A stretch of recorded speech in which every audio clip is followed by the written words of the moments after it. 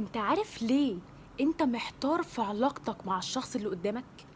عارف ليه انت مش عارف راسك من رجليك وحاسس ان انت تايه ومش عارف انتوا علاقتكوا رايحة على فين؟ لان انت سامح للشخص ده انه يكلمك كل يوم ويعيش حياته معاك ويخليك تتعلق بيه، وهو كمان يبقى متعلق بيك، وكل ده وانت مش عارف الشخص ده يبقى ايه في حياتك، يبقى اسمه ايه في حياتك، ايه المسمى بتاعه، اسمه صاحب، اسمه مرتبط بيه، اسمه ايه؟ اسأل كده نفسك، هو الشخص ده اسمه ايه في حياتي؟ مش هتلاقي إجابة. أنا في ناس بتيجي تقول لي أنا عندي مشكلة، أنا الشخص ده متغير معايا أو بيتقل عليا أو بيختفي ويرجع بمزاجه. أنا أول حاجة بعملها بسأله، هو أنتوا مرتبطين؟ لأ. طب مخطوبين؟ لأ.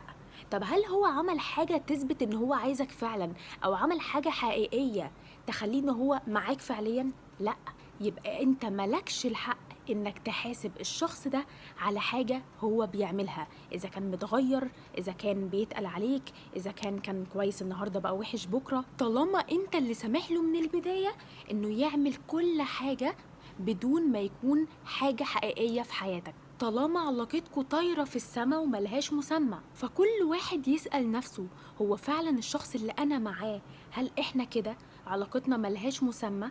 لما يلاقي إنه يبقى اعرف إن دي مشكلتك الحقيقية، مش مشكلتك خالص إن هو متغير معاك أو أي حاجة تانية.